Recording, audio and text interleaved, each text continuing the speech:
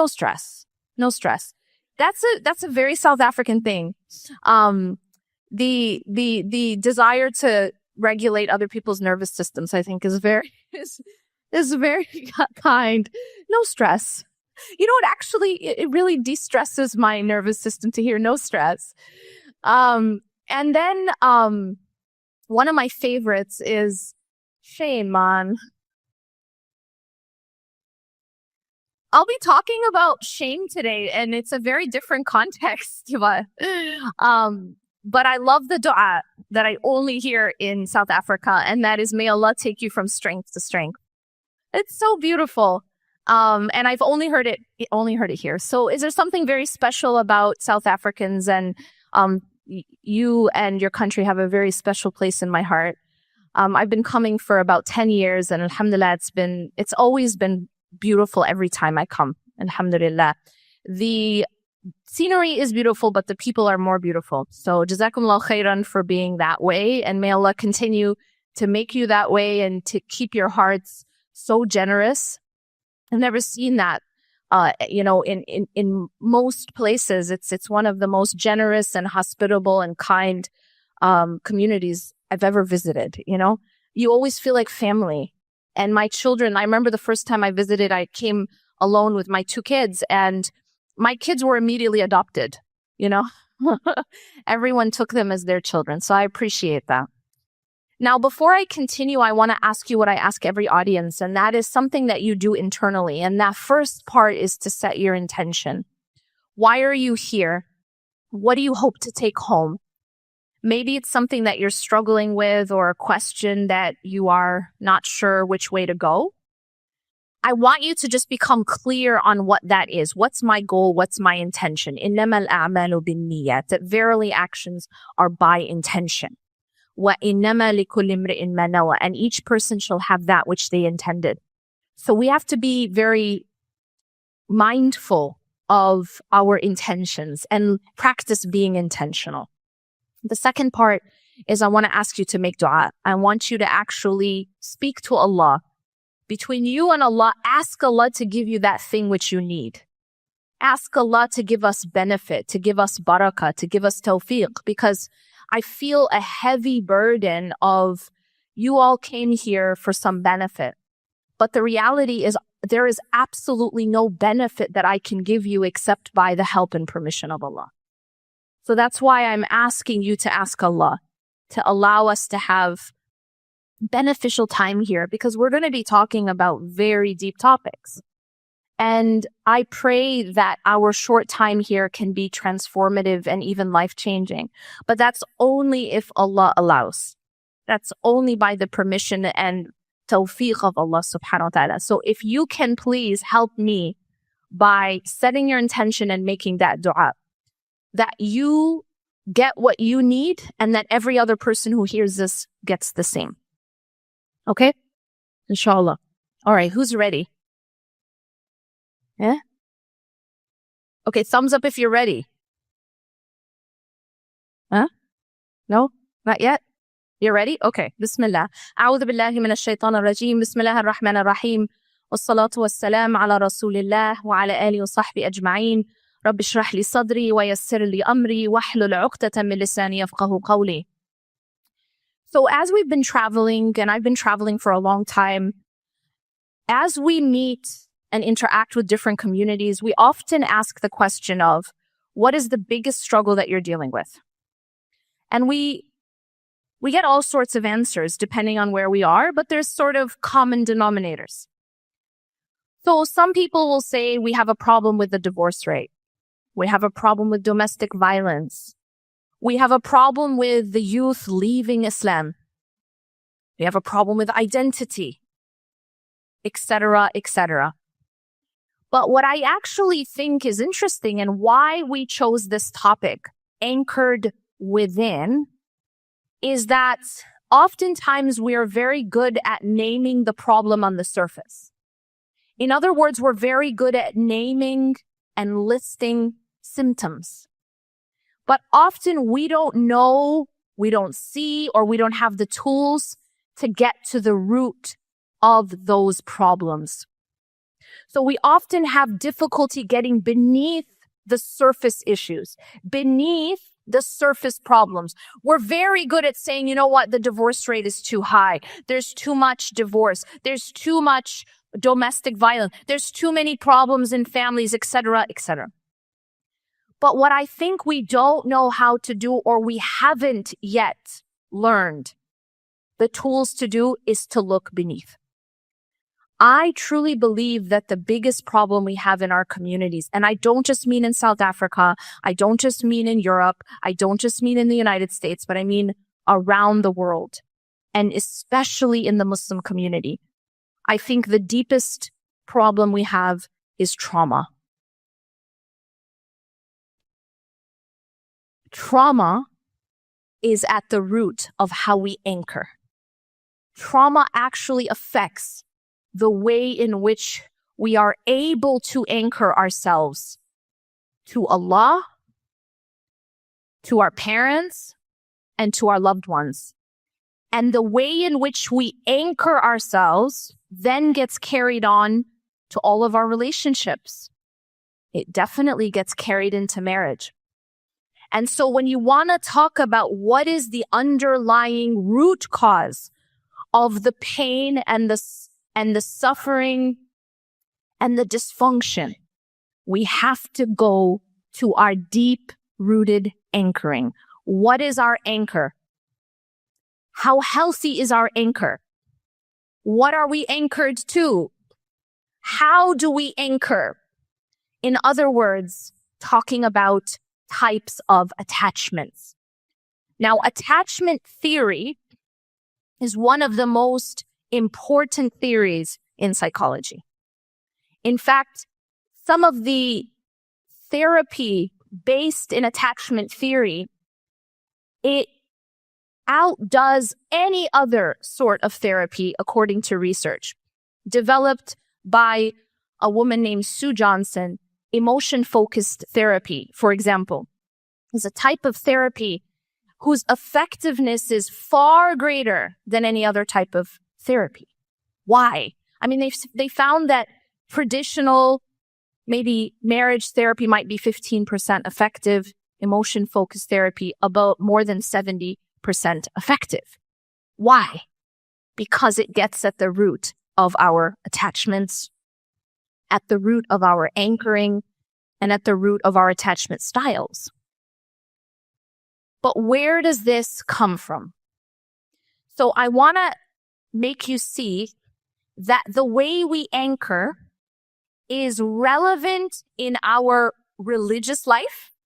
It's relevant in our spiritual life. It's relevant in our relationship with God. And it is also relevant in our relationship with ourselves. And it is also relevant in our relationship with others. And that's why we have to talk about our anchor, our attachments. First, I want to talk about the spiritual relevance.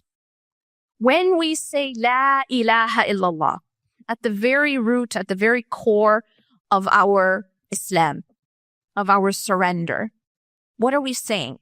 Well, we're starting off by saying there is no object of worship. We're starting off by saying that there is no ilah, that there is no anchor. And then we introduce the exceptional illa. Illa in the Arabic language is to make an exception. So you make a blanket statement and then you make an exception. So except, illa. So there is no anchor. There is no ilah. Illallah. Except for Allah.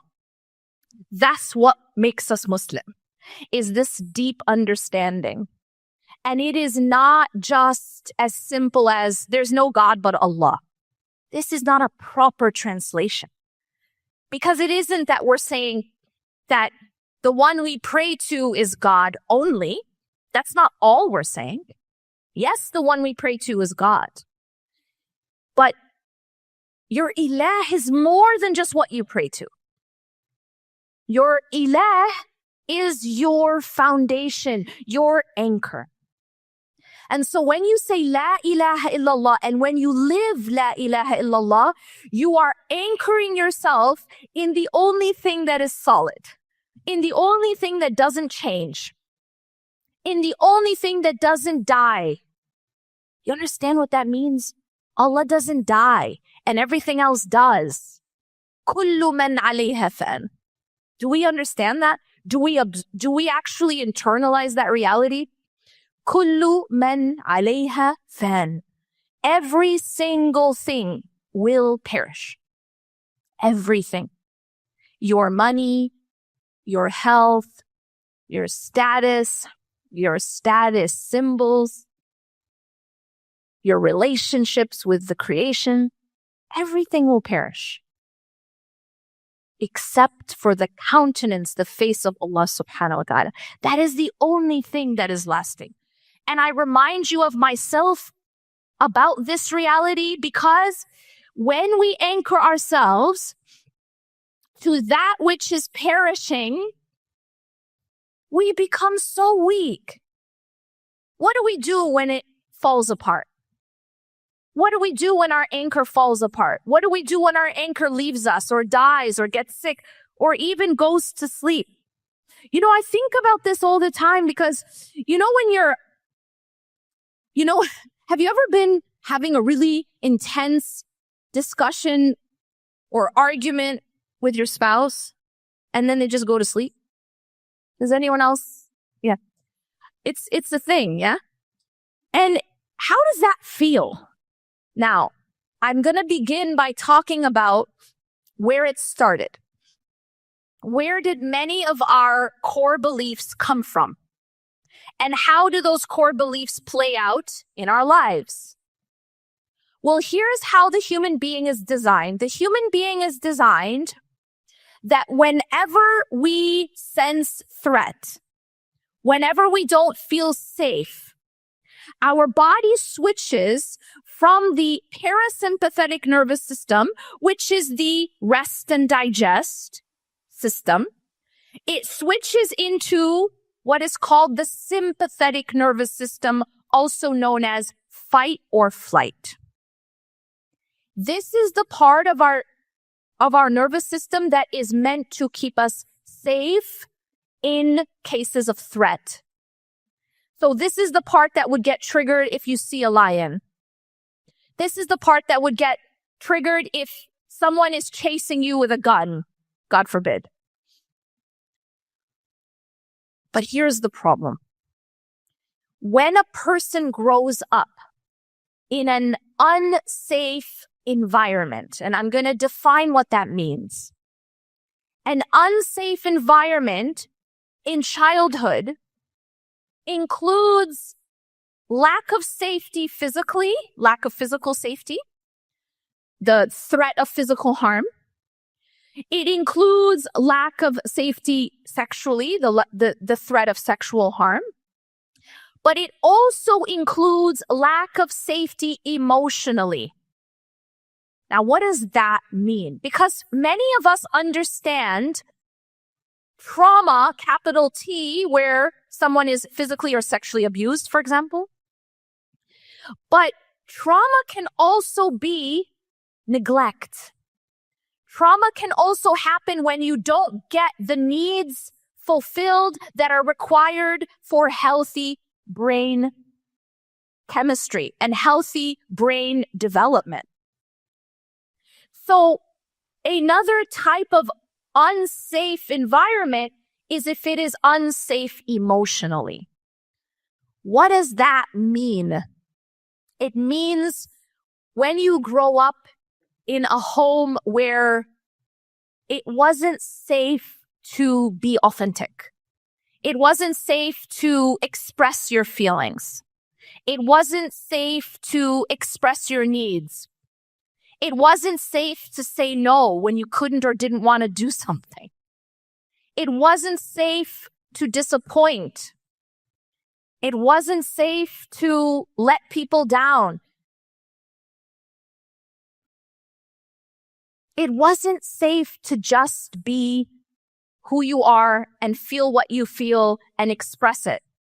And so what happens is whether it is physical, sexual harm, or it is emotional neglect or lack of safety, what happens is that that human being develops what is called an insecure attachment style.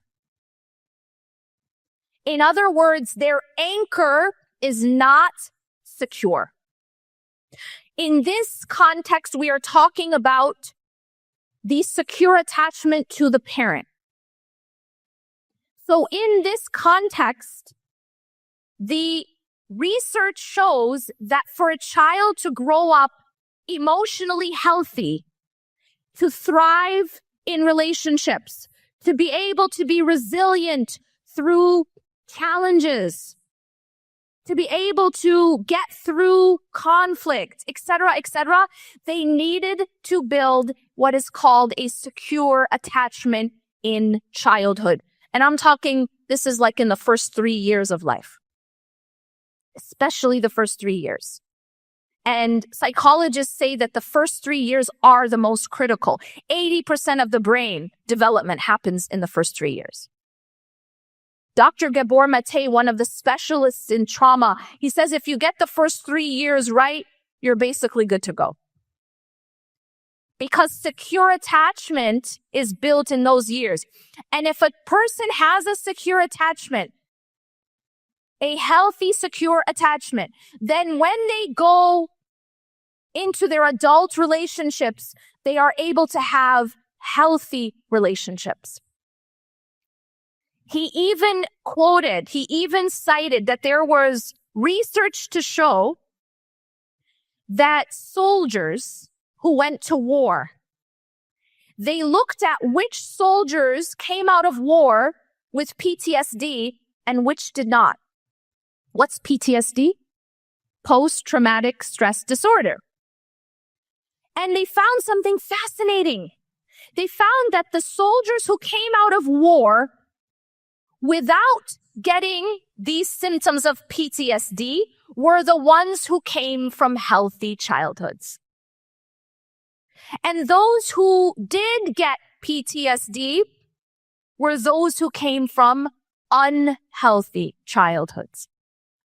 What does that say? Both of these groups are experiencing the same trauma. They're both going to war, but they're not coming out the same because one of them had the tools and the internal structure to be able to be resilient, and the other did not. You know, I heard this recently and I thought it was fascinating because it's so true. You know how the body was designed by Allah to heal itself, right? We know this.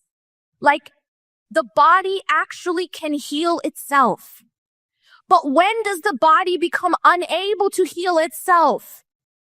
When it is not healthy, when it is off balance.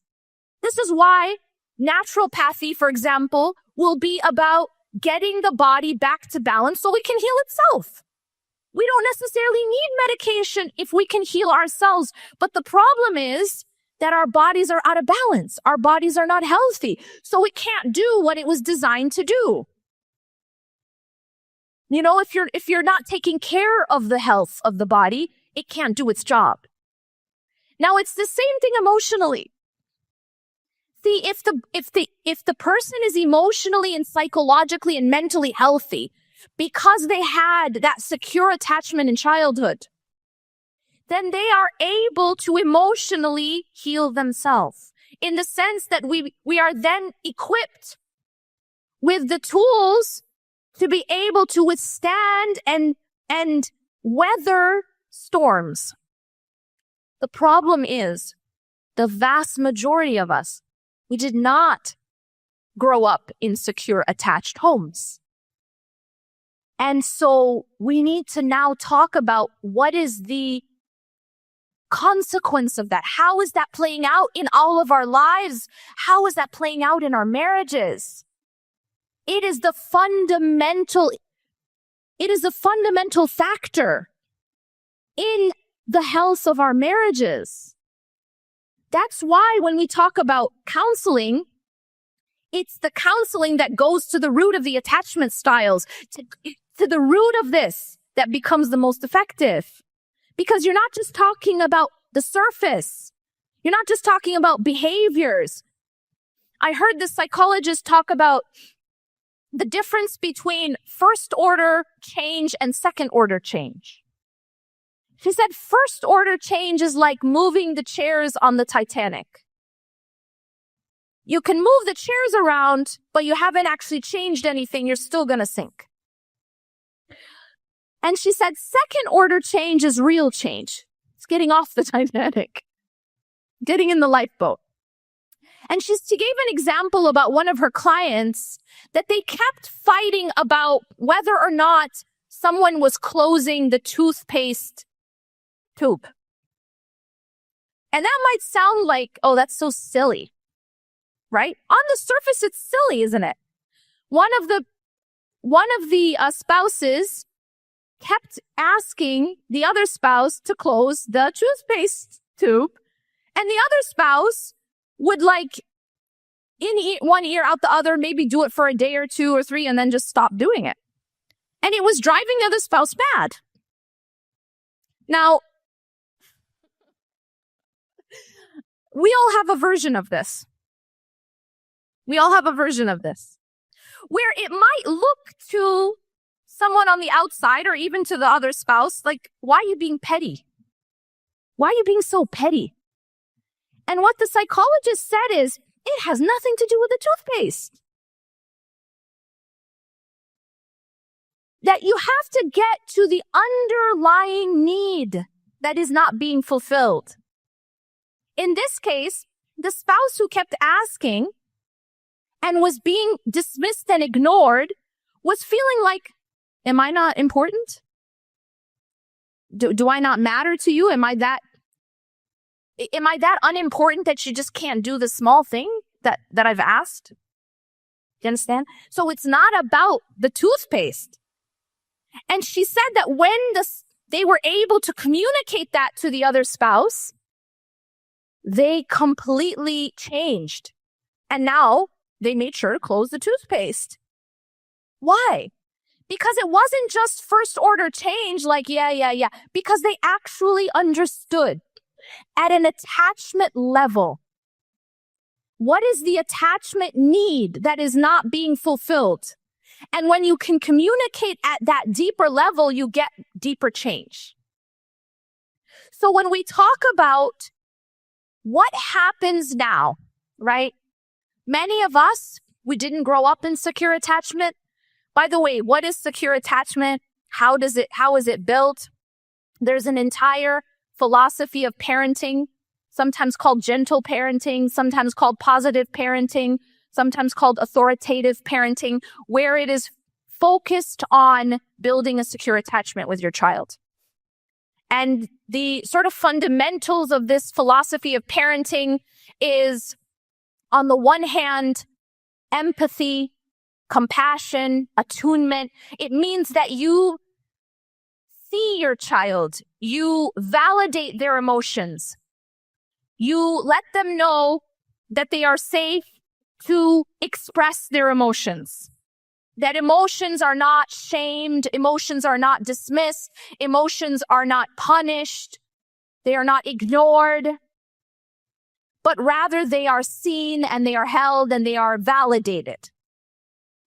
Now, when I say that, you might be like, but I'm going to spoil my kid if I do that. And the answer is no, because one of the second fundamental factors in this type of parenting is boundaries. So what they teach is that you have to hold boundaries, but with compassion. So the example that's given is your kid wants a cookie before dinner, and you can tell me what happens when you say no to a 2-year-old who wants a cookie before dinner. End of the world type of stuff.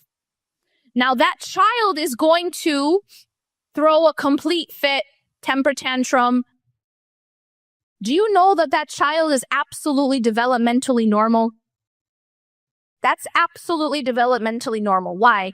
Because the part of the brain that regulates and controls emotion is called the prefrontal cortex. And it is not fully developed until the age of 25 to 30 years old. And for some people, it doesn't fully develop. So, and I don't even just say that as a joke. No, but for real though, so jokes aside, it's actually a real thing. When someone is not, when someone is not raised in a healthy environment, emotionally healthy environment, their emotional age can be very, very stunted. And that's why they say, people like narcissists, for example, are somewhere around the emotional age of a 3 to 5 year old. Seriously. So what happens, and it's not just narcissists, but it's the fact that we don't realize, but when we were not given the proper attunement, all mental health, it basically goes back to, at some point, this human being did not get proper attunement. So if we're not given the proper attunement, it stunts our emotional development. In other words, it stunts our emotional maturity. And that is why we have many people walking around in adult bodies, but internally they are 6-year-olds, emotionally.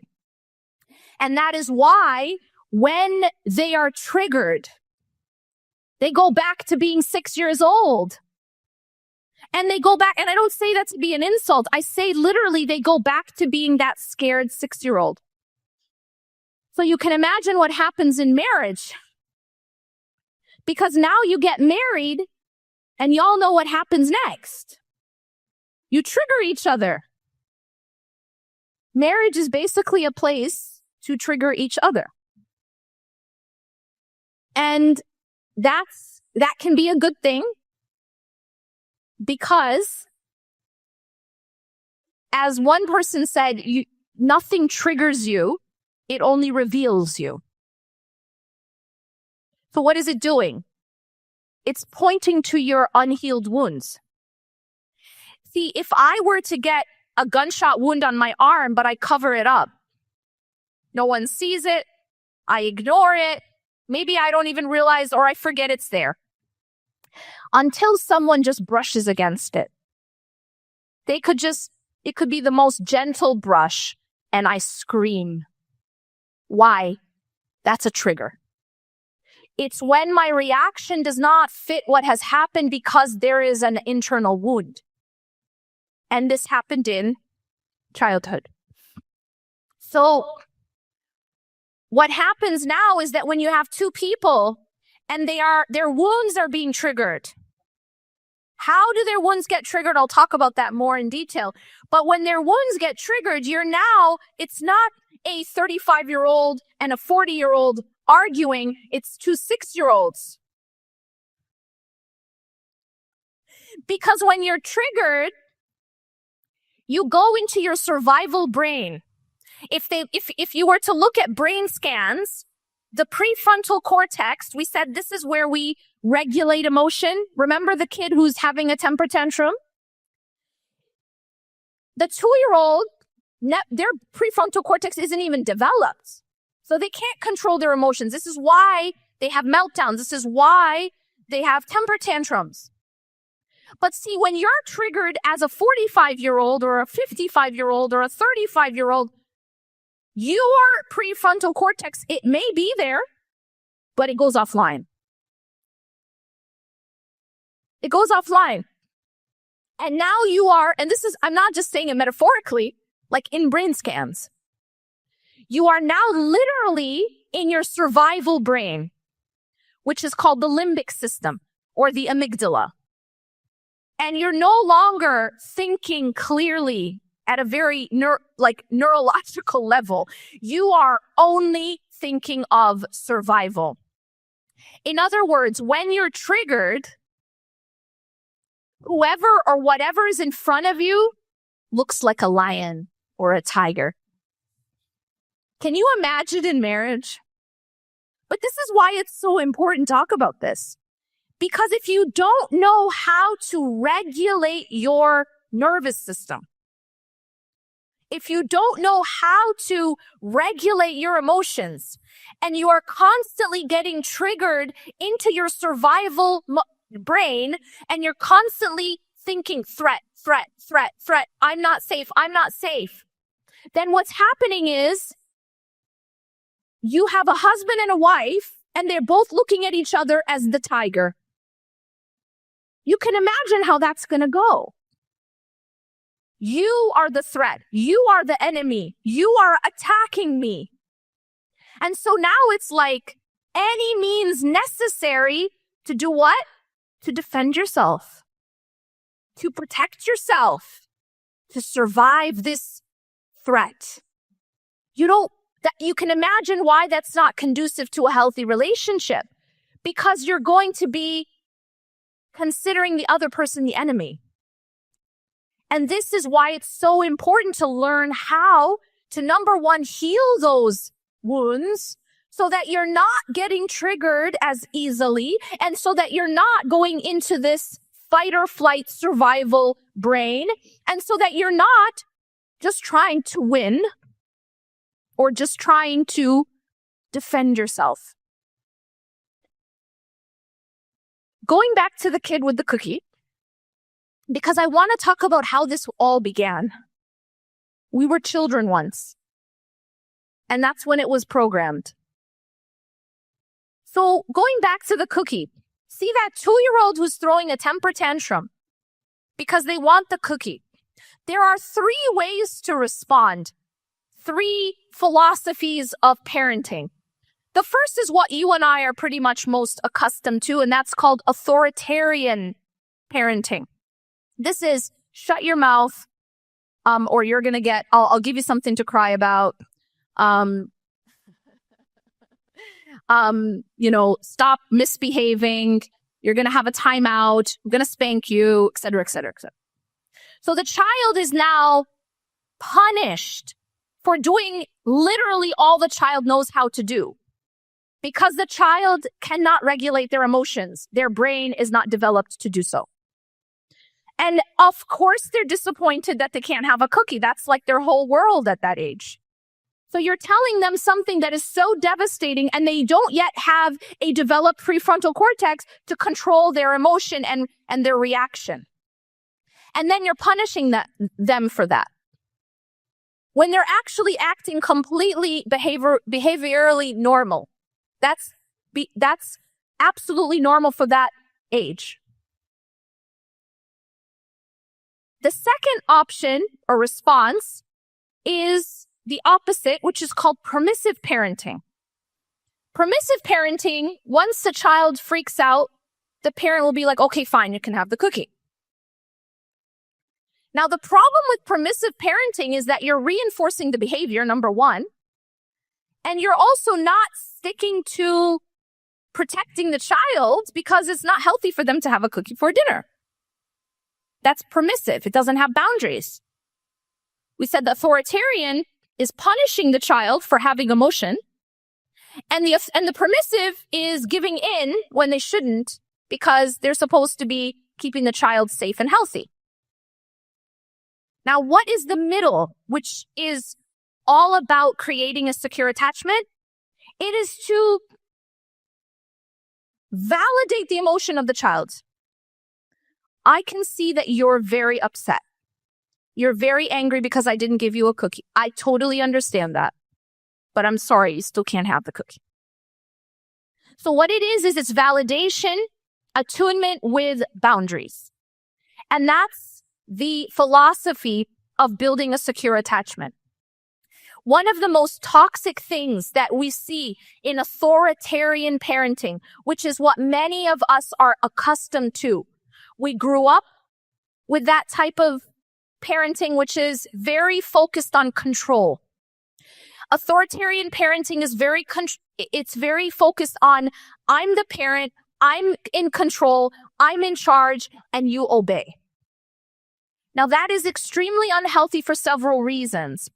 One of the reasons is that you should never make your goal raising a child who was blindly obedient to you. And I'll tell you why. Because a child who is blindly obedient to you will be very easy to take advantage of. Why? Well, because if you've taught them that you must blindly obey adults, then when an adult comes and wants to take advantage of them or harm them or oppress them, they will stay quiet. And that's part of the training that they got because they were told you blindly obey authority. Very dangerous. We only blindly obey Allah. We don't blindly obey anyone else, even the parent. So this is also not healthy.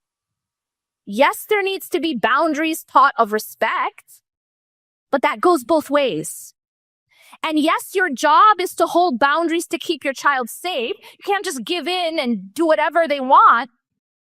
But if the focus is control over connection, you're going to suffer and that child's going to suffer because that's not a secure attachment. And it becomes a lot easier for that child to be taken advantage of and a lot harder to speak up. So what happens now when the insecure attachment is now taken into adult relationships? I'm going to talk about two types of insecure attachments, which pretty much make up many of our relationships in specific marriage. The first type of insecure attachment style is called anxious attachment. And the preoccupied or anxious attached is a person who grew up in a home where there was some sort of abandonment. Either there was emotional abandonment or physical abandonment. This is a person who learned early in life that the people you love will leave, or they may leave, or they may abandon you. And so this person carries this deep anxiety around relationships, which is rooted in what is called an abandonment wound. How does that play out in their future relationships? These are people who are very preoccupied with, distance. If they feel like someone is mad at them, they become very anxious. They will replay conversations in their mind over and over. Did I what did I say wrong? Are they mad at me? It's a person who has a lot of anxiety around relationships. And this gets triggered anytime they feel distance, emotional distance. Why? What is it rooted in? It's rooted in an abandonment wound from childhood. Now, there's another type of insecure attachment called dismissive avoidant. This is what you might consider the opposite, but it is still rooted in not having your emotional needs met in childhood. But this one goes to the other side, and this is usually the men. So the women tend to go more anxious, and the men tend to go more dismissive avoidant. Now, what is a dismissive avoidant? A dismissive avoidant is someone who grew up in a home where emotions were completely neglected. Someone who grew up in a home where emotions were either ignored, denied, shamed, or even punished. So, for example, we'll use example of men. The little boy is crying. So he's showing a normal human emotion of sadness, and he is told, stop crying, stop acting like a baby, man up, don't be a girl, etc., etc. He is shamed, he is punished, and he learns that it's not okay to feel. And of course, this can happen to girls as well. Usually this happens with girls in terms of anger, where girls are told if they're angry, that anger is not something you're allowed to feel or you will be rejected. Now, I want to remind you that every emotion that Allah subhanahu wa ta'ala created was created for a purpose. Allah doesn't make mistakes. And so every emotion is actually a messenger. It's telling us something. It's serving a purpose for us. Even sadness, even anger. Your anger is, if you think about your home, see the walls around your home, see the front door, see the electric fence. That's only in South Africa, by the way.